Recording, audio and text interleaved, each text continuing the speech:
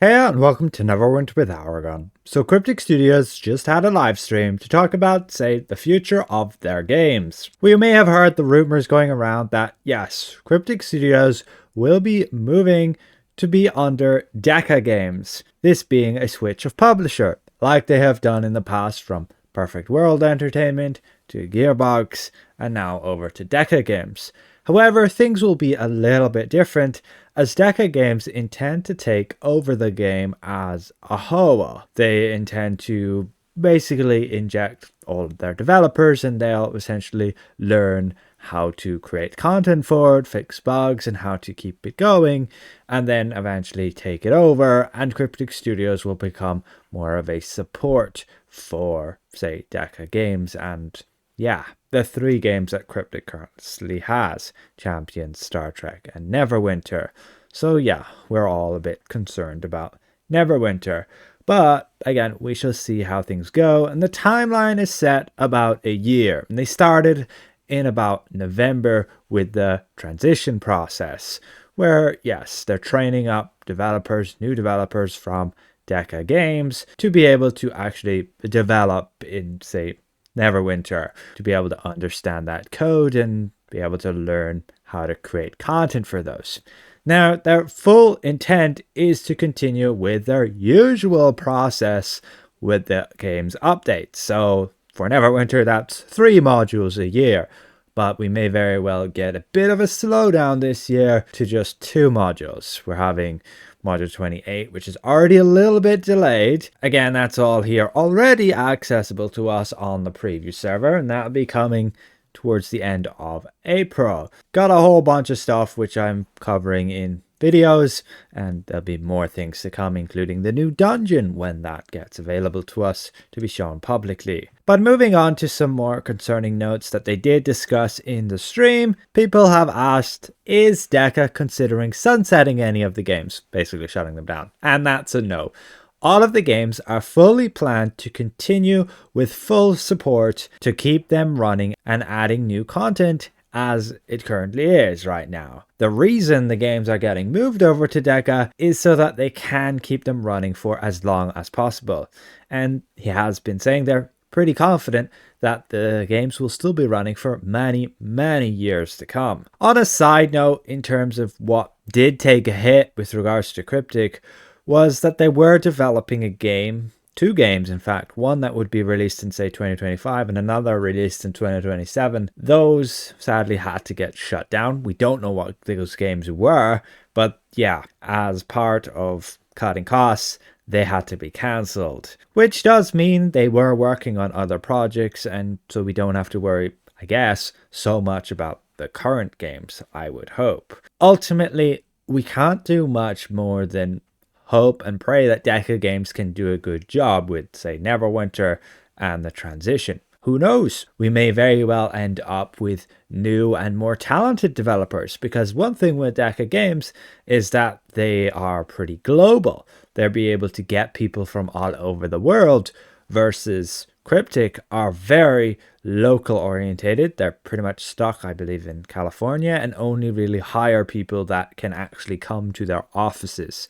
Whereas Deca Games have a system that lets them to, have developers from all over the world and be able to work together. We shall see what happens, and we can only hope that they can do a good job. But we are within the transition phase. We have still got lots of updates with Neverwinter, and yes, there is still new content coming. So they did then go and display a bit of a presentation. This presentation went over, first of all, the transition overview. We have some bullet points there that there should be no known changes to release frequency and size. Star Trek Online, Neverwinter, and Champions should all still be getting updates. Several releases per year for each.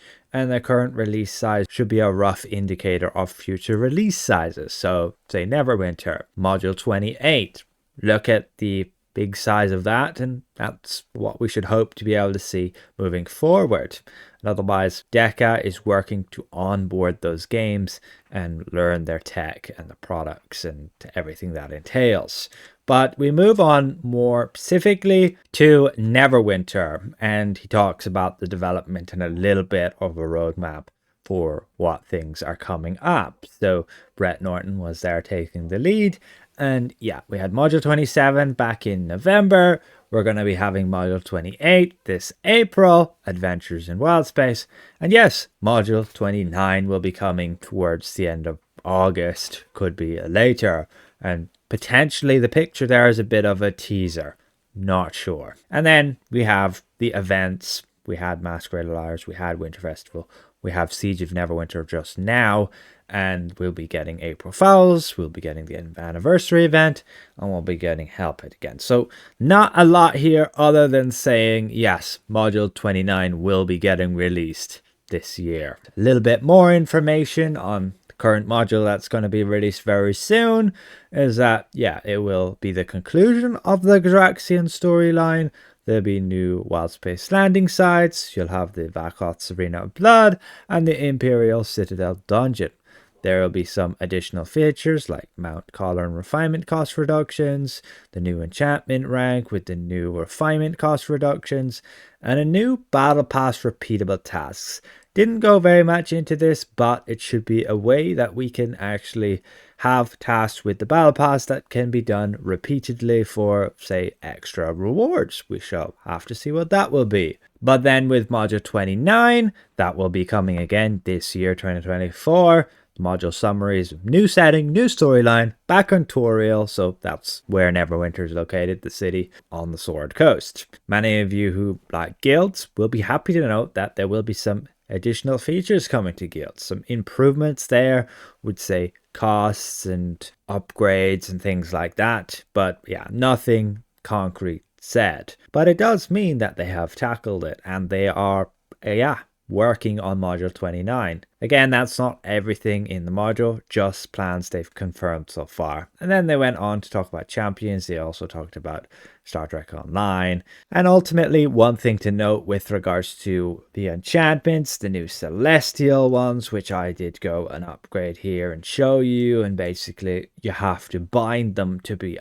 upgrading them. And we did get at least some words on that. There were some errors in communication, like right here, confirmed by Brett off stream that the Celestial Enchantments issues on the previous server is known and they're fixing it. However, that got changed to, sorry, misspoke. The Celestial Enchantments is known but not necessarily being fixed, more later.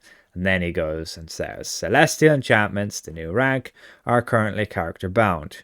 We have not ruled out adding a trade-in for an account reclaimable version in the future, but that feature is not expected to ship with Module 28.